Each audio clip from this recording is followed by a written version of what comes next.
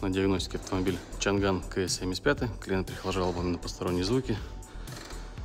Как мы слышим, скрипят амортизаторы. У всех китайцев проблема с этими амортизаторами. Вот такие звуки у нас дает сам шток в амортизаторе.